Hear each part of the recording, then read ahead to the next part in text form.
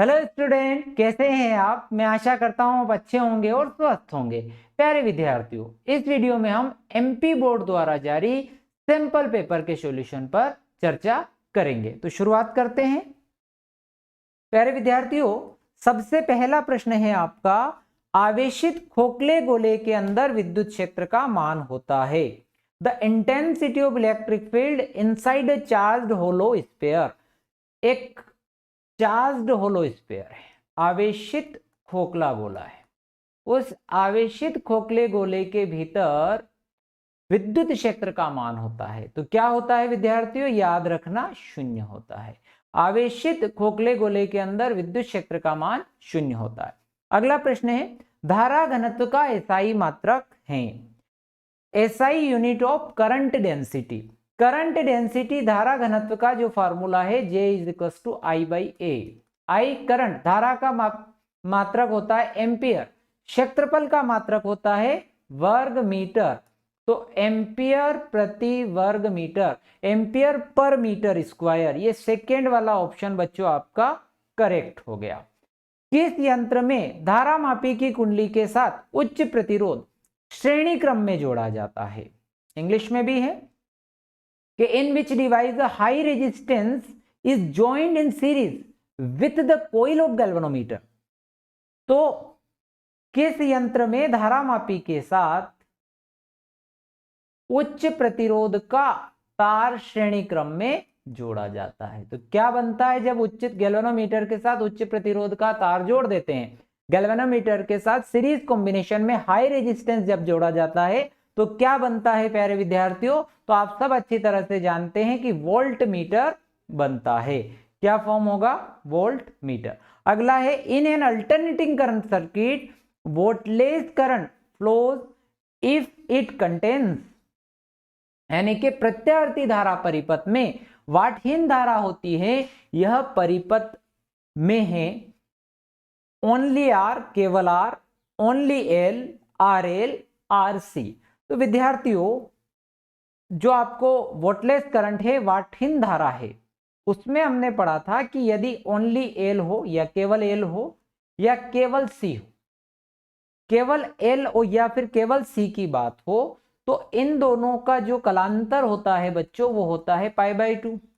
Formula P A V बराबर V R M S I R M S cos five, और cos five यानी cos 90 degree. Cos 90 degree की value होती है 0, यानी कि यहां जो शक्ति गुणांक का मान क्या आ रहा है, 0 आ रहा है। तो ये इस धारा को अपन क्या कहते हैं, वाटहीन धारा या वोल्टेज करंट कहते हैं। तो ये केवल या तो ओनली एल होगा तब होगा या ओनली सी होगा तब होगा। तो यहां ऑप्शन केवल एल वाला हो जाएगा, यानी ओनली एल वाला आपका करेक्ट हो जाएगा। नेक्स्ट क्वेश्चन है, तरंग सदिश को व्यक्त किया जाता है। Omega is equal to 2 pi by T, C is equal to 2 pi, C is equal to P by T, K is equal to 2 pi by T. प्यारे विद्यार्थियों, ये होना चाहिए तरंग सदिश, यानी कि वेव वेक्टर जो है, वेव वेक्टर का फॉर्मूला प्यारे विद्यार्थियों 2 पाई बाई लेमड़ा होना चाहिए। इसमें मुझे मिस्टेक लग रही है। मेरा जो अनुभव है और ध्यान ये कहता है कि ये टी की बजाय यहां पर लेमड़ा होना चाहिए, तरंग दैर्घ्य होना चाहिए। यह संभव नहीं है। तो इसका correct answer K is equal to 2 pi by lambda है। प्रकाश का रंग ज्ञात किया जाता है। प्रकाश का रंग कैसे पता लगेगा, प्रकाश के वेग से, प्रकाश के आयाम से, प्रकाश की आवृत्ति से या ध्रुवीकरण की स्थिति से। यानी कि हमें कलर चाहिए, इंग्लिश में है the colour of light determined by velocity of light, amplitude of light, frequency of light by position of polarisation. देखो, जो कलर डिसाइड होता है वो उसकी वेवलेंथ से होता है या उसकी फ्रीक्वेंसी से होता है। तो प्रकाश की आवृत्ति से, तरंग दैर्घ्य या फिर आवृत्ति, तो प्रकाश की आवृत्ति से तरंग ज्ञात किया जा सकता है। ठीक, नेक्स्ट क्वेश्चन है, रिक्त स्थानों की पूर्ति कीजिए, fill in the blanks. Question है, कांच के अंदर वायु का बुलबुला रिक्त स्थान लेंस की भांति व्यवहार करता है। Air bubble inside the glass behave like अ, आगे ब्लैंक है लेंस। अब इसको थोड़ा सा समझ लेते हैं विस्तार पूर्वक। हमारे पास लेंस मेकर फार्मूला ये है, N2 by N1 minus 1 by R1 minus 1 by R2, ये लेंस मेकर फॉर्मूला है। इसको थोड़ा सा विस्तार से सोल्व करेंगे अपन, यहां पर अलग से कर रहे हैं। 1 by F N2 by N1 minus 1 by R1 minus 1 by R2। विद्यार्थियों, आपको प्रश्न में कहा कि the air bubble inside the glass behave like, आपको एक एयर बबल है, हमने मान लिया ये एयर बबल है, ठीक। अब एयर बबल को आपने रखा ग्लास के अंदर, ठीक। एयर बबल कहां बैठा हुआ है भैया? ग्लास के अंदर, ठीक।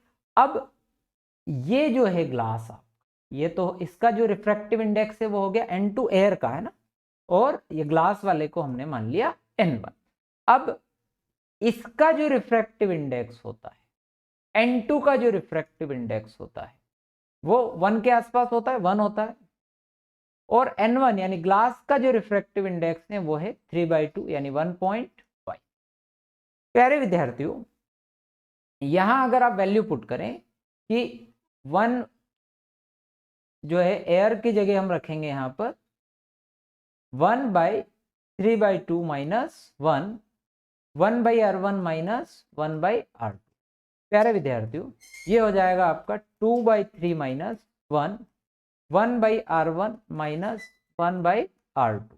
तो ये हो जाएगा प्यारे विद्यार्थियों 2 माइनस 3/3 यानी minus 1/3 1 by R1 minus 1 by R2। प्यारे विद्यार्थियों, अगर मैं बाहर अगर 1 by R1 माइनस R2 निकालूंगा एयर विदाउट ग्लास में रखे तो इसकी वैल्यू वही रहेगी, और ग्लास के अंदर रखने के बाद भी 1 by R1 minus 1 by R2 की वैल्यू वही रहेगी।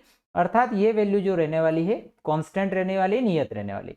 यानी कि जो वैल्यू आपको मिली है यहाँ पर फोकस जो आपको मिलता है नेगेटिव मिलती है, और अगर नेगेटिव फोकल लेंथ आती है तो वो जो लेंस होता है आपका किसकी तरह बिहेव करता है प्यारे विद्यार्थियों? कॉनकेव यानी अवतल लेंस की भांति व्यवहार करता है। तो किसकी भांति व्यवहार करेगा भैया? कांच के अंदर वायु का बुलबुला अवतल लेंस की तरह व्यवहार करता है। This is concave lens.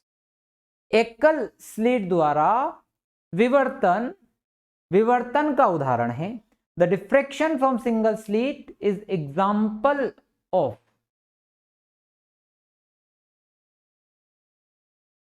तो ये हो गया फिनोमिना ऑफ डिफ्रेक्शन, यानी कि तरंग अभ्यावृत्ति का उदाहरण है। इलेक्ट्रॉन का विराम द्रव्यमान होता है the rest mass of electron. तो मास ऑफ इलेक्ट्रॉन जो है वो है 9.1 10⁻31 kg।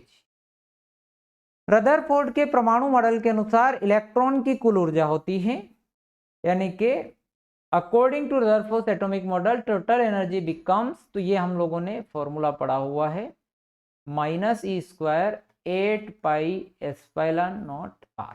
ठीक है, आप लोग जो एनर्जी वाला है उसमें डिराइव कर लेना इसको, kinetic energy plus potential energy करके और डिराइव किया हुआ है, तो यहाँ मैं पूरा डेरिवेशन नहीं करवा सकता हूँ। ठीक है, अगला है ब्लैंक। प्रक्रिया में हल्के नाभिक मिलकर भारी नाभिक बनाते हैं। In the process of blank है the lighter nuclei together make a heavy nuclear. ऐसी कौन सी प्रोसेस है भैया? तो इसको बोलते हैं नाभिकीय संलयन। नाभिकीय संलयन, इंग्लिश में न्यूक्लियर फ्यूजन। ठीक है, किसी अर्धचालक का प्रतिरोध अशुद्धि मिलाने पर रिक्त स्थान हो जाता है।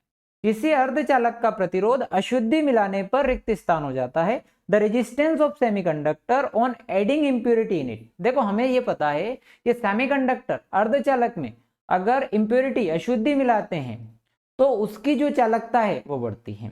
चालकता बढ़ती है यानी कि कंडक्टिविटी बढ़ती। कंडक्टिविटी बढ़ने का मतलब रेजिस्टेंस क्या हो गया? कम हो गया। यानी कि प्रतिरोध उसका घटता है, घट जाता है, या यहाँ पर कम हो जाता है, तो डिक्रीज हो जाता है। तो the resistance of semiconductor decrease on adding impurity heat, impurity मिलाने पर घट जाता है। आगे बढ़ते हैं, सत्य असत्य। देखो कितने बढ़िया बढ़िया प्रश्न आ रहे हैं, सत्य और असत्य। तो प्यारे विद्यार्थियों, हम बात करें कि यहां पर देखेंगे आप कि गामा किरणों की भेदन क्षमता न्यूनतम होती है। The penetrating power of gamma rays is least. ठीक है, अब हमें ये पूछा जा रहा है, थोड़ा सा इसको मैं कर लेते, बड़ा कर लेते हैं।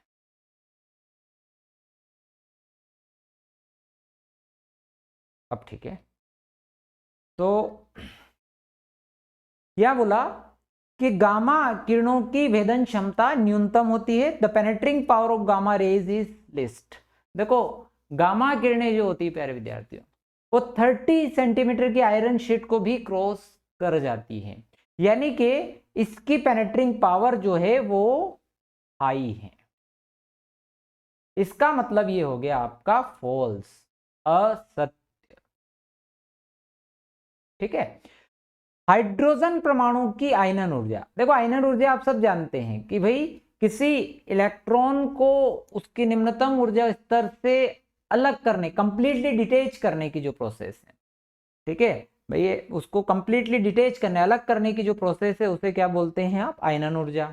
यानी कि अगर मैं इसको निकालना चाहूं, E इनफाइनाइट -1, इनफाइनाइट पर जो एनर्जी है वो 0 है, माइनस, और जो ग्राउंड स्टेट यानी कि मूल ऊर्जा स्तर पर इलेक्ट्रॉन की जो एनर्जी होती है 13.6 इलेक्ट्रॉन वोल्ट होती है, तो minus minus plus 13.6 electron volt, तो प्लस 13.6 इलेक्ट्रॉन वोल्ट होती है।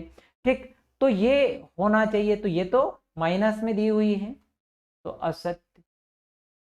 प्रकाश विद्युत उत्सर्जन के लिए क्षारीय धातुएं प्रयुक्त होती है। The alkali metal are used for photo electric emission, बिल्कुल फोटो इलेक्ट्रिक इमिशन में यूज हो सकती है, सत्य है और ये ट्रू है। व्यतिकरण फ्रिंजेस समदूरस्थ होती हैं, ये भी सही बात है कि interference fringes are equidistance, equal distance पर मिलती हैं, सत्य, ट्रू। जब एक लेंस को द्रव में डुबाया जाता है तो उसकी फोकस दूरी, सॉरी उसकी क्षमता बढ़ जाती है। When a lens immersed into liquid into power is increased, power पर आते हैं बाद में, पहले लेंस को आप लिक्विड में डुबो, लिक्विड में जब आप लेंस को डुबाते हैं तो जो उसकी फोकस दूरी है विद्यार्थियों, जो फोकस है, जो फोकल डिस्टेंस है, वो क्या हो जाती है, इंक्रीज हो जाती है, बढ़ जाती है। और जब फोकस दूरी बढ़ती है तो पावर का जो फॉर्मूला है P = 1/f है, और फोकस दूरी बढ़ने का मतलब यह है, फोकस दूरी का बढ़ने का मतलब यह है कि उसकी पावर कम हो गई, F इंक्रीज हुआ, P क्या हो गया, घट गया। तो ये आपका ये भी असत्य हैं, ये फॉल्स हैं। ठीक है, अगले प्रश्न पर आते हैं। तो अगला प्रश्न है आपका, सही जोड़ी बनाइए। एक तरफ खगोलीय दूरदर्शी की आवर्धन क्षमता, सरल सूक्ष्मदर्शी की आवर्धन क्षमता, संयुक्त सूक्ष्मदर्शी की आवर्धन क्षमता, चालक का ऊर्जा घनत्व, चालक की स्थितिज ऊर्जा, विद्युत फ्लक्स का मान। Magnifying power of astronomical telescope, magnifying power of simple microscope, magnifying power of compound microscope, energy density of conductor, potential energy of conductor और वैल्यू ऑफ इलेक्ट्रिक फ्लक्स, ये दिया हुआ है। सबसे पहला खगोलीय दूरदर्शी की आवर्धन क्षमता का सूत्र होता है, तो कौन सा होता है भाई, ढूंढो इसमें, ये होता है FO/FE, compound micro astronomical telescope का जो हो गया FO/FE, यानी कि ये 5th नंबर के साथ में। सरल सूक्ष्मदर्शी की आवर्धन क्षमता 1 + D/F, ये 4th नंबर से मैच हो जाएगी। संयुक्त सूक्ष्मदर्शी की आवर्धन क्षमता, magnifying power of compound microscope, ये 2nd से हो जाएगा भैया।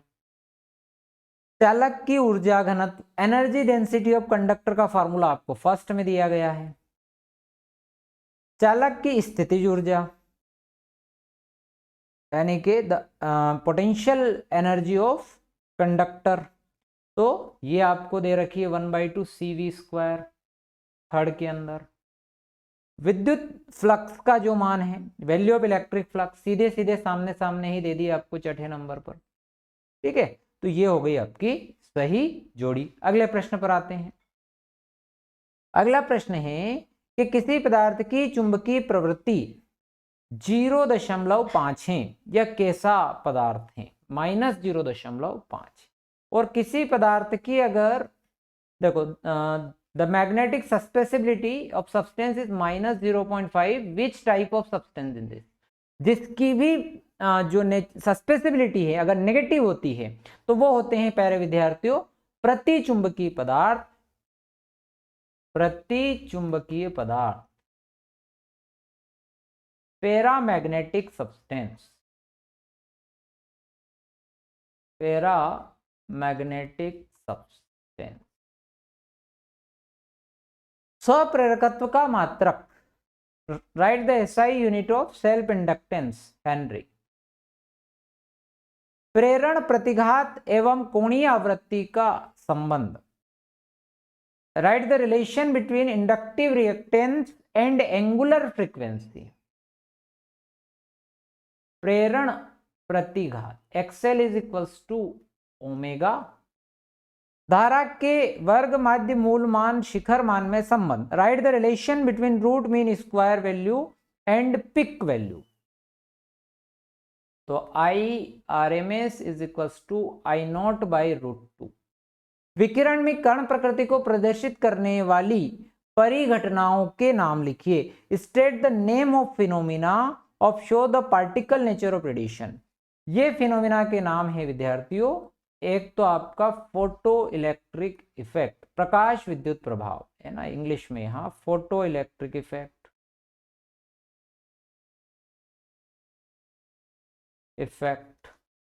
एक है आपका कॉम्पटन इफेक्ट, यानी कि प्रकाश विद्युत प्रभाव, कॉम्पटन इफेक्ट, कॉम्पटन प्रभाव। ठीक है, ये है। अब कुछ छोटे प्रश्नों पर बात कर लेते हैं, है ना। अब 2 नंबर वाले प्रश्नों में सबसे पहला प्रश्न दे रखा कि किसी विलगित चालक को धनावेशित करने पर उसका द्रव्यमान कम हो जाता है, क्यों? तो the mass of isolated conductor decrease when it become positively charged, why? किसी विलगित चालक को धनावेशित करने पर उसका द्रव्यमान कम हो जाता है, क्यों? भाई धनावेशित किया किसी वस्तु को, किसी ऑब्जेक्ट को आपने पॉजिटिवली चार्ज किया, किसी वस्तु को धनावेशित करते हैं। धनावेशित करने का अर्थ है कि उसमें इलेक्ट्रॉनों की कमी आई है, उस वस्तु से इलेक्ट्रॉन निकलकर दूसरी वस्तु में चले गए। क्योंकि इलेक्ट्रॉन का यानी कि इलेक्ट्रॉन का अपना कुछ मास होता है, द्रव्यमान होता है, और एक बॉडी से इलेक्ट्रॉन दूसरी बॉडी में चले गए, अर्थात उस बॉडी में इलेक्ट्रॉनों की कमी हुई है तो उसका मास कम हो गया। तो विलगित चालक में धनावेशित करने पर उसका द्रव्यमान क्या हो जाता है बच्चों? कम हो जाता है। तो क्यों हो जाता है? क्योंकि उसका मास भी ट्रांसफर हो जाता है ना, एक बॉडी से इलेक्ट्रॉन निकलकर दूसरी बॉडी में चले गए। 2 विद्युत बल रेखा एक दूसरे को कभी प्रतिच्छेद नहीं करती है। 2 electric lines of force never intersect each other. नहीं करती भैया, क्यों नहीं करती? इसलिए नहीं करती कि अगर वो इंटरसेक्ट करे, 2 electric lines of force are intersect, अगर इंटरसेक्ट कर जाए तो इंटरसेक्शन पॉइंट पर जहां प्रतिच्छेद कर रही है, प्रतिच्छेद बिंदु पर 2 या 2 से ज्यादा स्पर्श रेखाएं खींची जाएगी, यानी कि टेंजेंट ड्रॉ किए जा सकते हैं। और जितनी जगह स्पर्श रेखाएं खींची जाएगी उतनी विद्युत क्षेत्र की दिशाएं होगी, और एक बिंदु पर विद्युत क्षेत्र की एक ही दिशा हो सकती है, 2 दिशाएं तो हो नहीं सकती है। इसलिए 2 विद्युत बल रेखाएं कभी भी एक दूसरे को प्रतिच्छेद नहीं करती, क्योंकि प्रतिच्छेद करती तो उनके कटान बिंदु पर 2 या 2 से अधिक स्पर्श रेखाएं खींची जा सकती है, जो कि 2 या 2 से अधिक विद्युत क्षेत्र की दिशा को बताती है, जो कि संभव नहीं है। प्रतिरोध और विशिष्ट प्रतिरोध में अंतर, right the 2 difference between electric resistance and specific resistance. तो भैया 2 डिफरेंस चाहिए। तो पहला जो ये है कि जो रेजिस्टेंस होता है ये लेंथ है, एरिया है, इस पर डिपेंड होता है, जबकि जो स्पेसिफिक रेजिस्टेंस है वो लेंथ और एरिया पर डिपेंड नहीं होता, ये मटेरियल पर डिपेंड होता है। यानी कि लंबाई और क्षेत्रफल पर जो प्रतिरोध है वो निर्भर करता है, जबकि लंबाई और क्षेत्रफल पर विशिष्ट प्रतिरोध निर्भर नहीं करता है। प्रतिरोध यानी कि रेजिस्टेंस की जो यूनिट है ओम, और विशिष्ट प्रतिरोध यानी स्पेसिफिक रेजिस्टेंस की जो यूनिट है बच्चों वो है ओम मीटर। सेल के आंतरिक प्रतिरोध की परिभाषा जो इलेक्ट्रोलाइट की वजह से यानी कि विद्युत अपघट्य के कारण सेल के अंदर धारा प्रवाह में जो रुकावट होती है उसे आप आंतरिक प्रतिरोध कहते हैं। इलेक्ट्रोलाइट की वजह से जो सेल में करंट फ्लो में जो ऑब्स्ट्रक्शन होता है उसे आप इंटरनल रेजिस्टेंस बोलते हैं, और एसआई यूनिट जो है इसकी जो रेजिस्टेंस की होगी वही इसकी भी होगी, यानी ओम और डायमेंशनल फॉर्मूला भी वही होगा। नेक्स्ट क्वेश्चन पर आते हैं। क्वेश्चन 8 है बच्चों, एक लंबे सीधे तार में 35 एम्पियर की धारा प्रवाहित हो रही है। तार से 20 सेंटीमीटर दूर स्थित किसी बिंदु पर चुंबकीय क्षेत्र का परिणाम ज्ञात कीजिए। Long straight wire carrying a current 35 ampere. Find the magnitude of magnetic field at a point 20 centimetre from the wire. एक वायर है विद्यार्थियों, इस वायर में 35 एम्पियर की धारा प्रवाहित हो रही है और जो तार हैं वो 20 सेंटीमीटर दूरी पर स्थित है। तो जो इसमें आर है वो है आपका 20 सेंटीमीटर। यहां एक बिंदु है, तार से 20 सेंटीमीटर दूरी पर एक बिंदु है, वहां चुंबकीय क्षेत्र आपको ज्ञात करना है।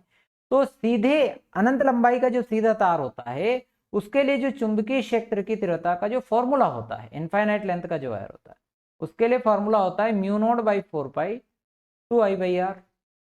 प्यारे विद्यार्थी, म्यू नॉट बाई 4 पाई की वैल्यू 10⁻⁻7 होती है, 2 इंटू आई हो गया आपका 35।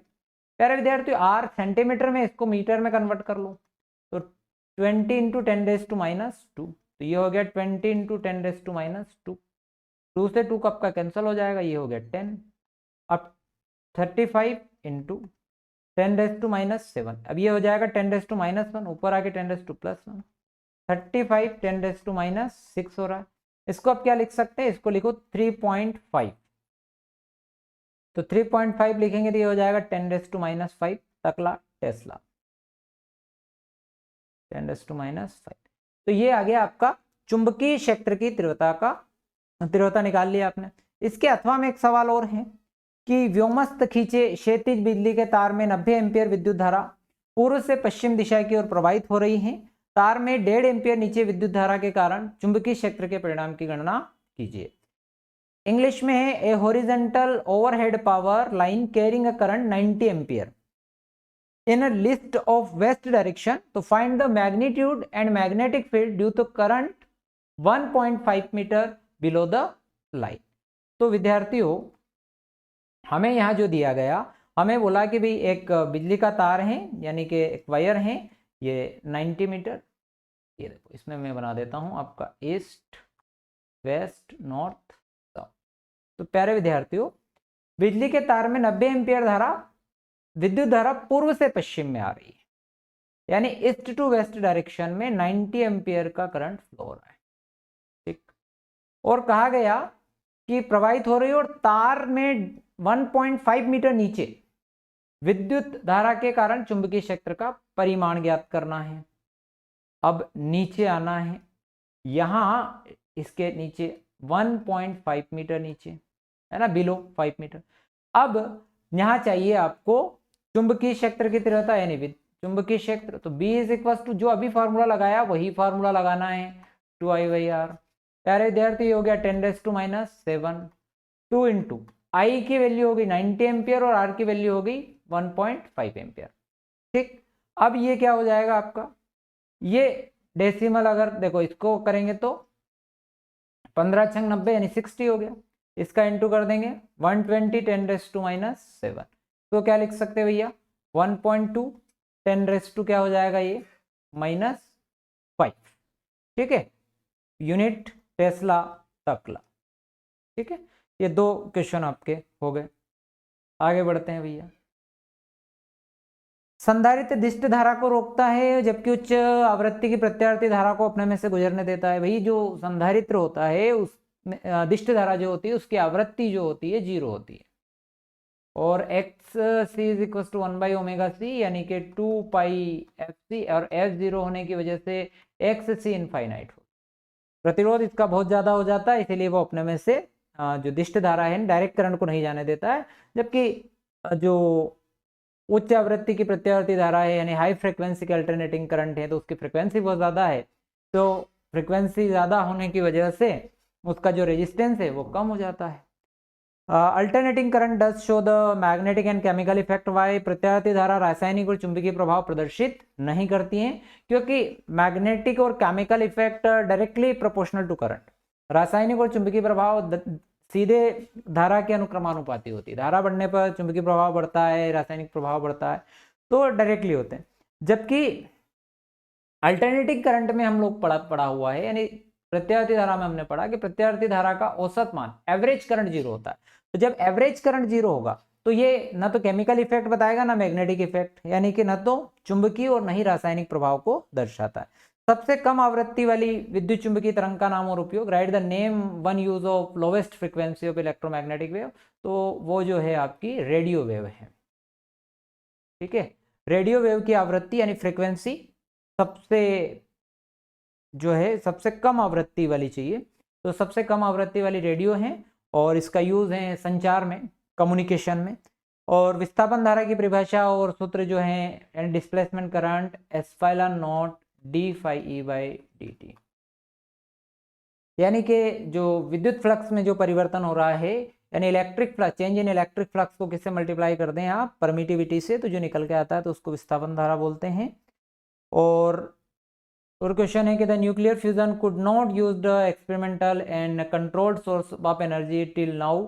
नाभिकीय संलयन में अभी तक प्रायोगिक तथा नियंत्रित ऊर्जा स्रोत के रूप में क्यों प्रयुक्त नहीं होती है? क्योंकि इसका टेम्परेचर जो होता है बहुत ज़्यादा होता है, तो ये जो बहुत ज़्यादा हाई टेम्परेचर पर होती है, इसलिए इसे अभी तक जो है प्रायोगिक तौर पर संपन्न नहीं किया जा सका। राइट द डिफरेंस इंट्रिंसिक और एक्सट्रिंसिक सेमीकंडक्टर। दो डिफरेंस चाहिए तो ये तो बहुत आसानी से आप लिख सकते हैं कि जो इंट्रिंसिक सेमीकंडक्टर है प्योर सेमीकंडक्टर यानी शुद्ध अर्धचालक, नेज अर्धचालक जिसको बोलेंगे, और एक्सट्रिंसिक सेमीकंडक्टर जिसमें आप इम्प्योरिटी मिला देंगे।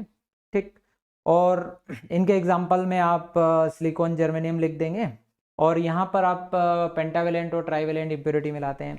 फिर इसके टू टाइप्स, आपको पी और एन में भी डिफरेंस चाहिए, और यानी कि पी टाइप का जो सेमीकंडक्टर होता है उसमें आप ट्राइवेलेंट इम्प्योरिटी मिलाते हैं और एन टाइप में आप पेंटावेलेंट इम्प्योरिटी मिलाते हैं। एंड पी टाइप में जो है मेजोरिटी होल होते हैं, एन टाइप में मेजोरिटी इलेक्ट्रॉन होते हैं। ये मैंने दो डिफरेंस बता दिए। किरचॉफ्स लॉ और व्हीटस्टोन ब्रिज, अब ये सब चीज़ें आपको जानकारी में है। मैं पूरे सारे क्वेश्चंस के आंसर अभी यहाँ इतनी जल्दी नहीं बता सकता हूँ। इस वीडियो में मेरा टारगेट था कि मैं आपको कोई न्यूमेरिकल आया है तो वो बता दूँ, और कोई छोटे क्वेश्चन है तो उनको बता दूं। तो फर्स्ट लॉ जो है किरचॉफ का, सिग्मा इज इक्वल टू 0, और second law sigma del V is equal to 0 है। व्हीटस्टोन ब्रिज के लिए जो आपको रिलेशन ये मांग रहा है तो वो है P by Q R by S, है ना। बायो-सावर्ट्स का लॉ इसने पूछा और इसको वेक्टर फॉर्म पूछा है। एम्पियर सर्किटल लॉ पूछा है। बायो-सावर्ट्स का लॉ जो है आपका D B is equal to mu naught by 4 pi ideal sine theta by R square, या आर क्यूब करके इसको आर, तो ये वेक्टर फॉर्म हो जाएगा। और एम्पियर सर्किटल लॉ जो है आपका B D L is equal to mu not I है। प्रकाश के व्यतिकरण के चार पदन। Write the necessary condition of interference of light. Write the definition of polarisation of light. और मेलुस लॉ और पूछा है यहाँ पर। De Broglie wave, establish the de Broglie equation, P is equal to H by lambda वाली की बात हो रही है। फोटो इलेक्ट्रिक इफेक्ट पूछा और write the any two laws of photo electric effect. और पीएन जंक्शन में फॉरवर्ड बाइस रिवर्स बाइट अग्रभिनति पश्चाभिनति पूछी।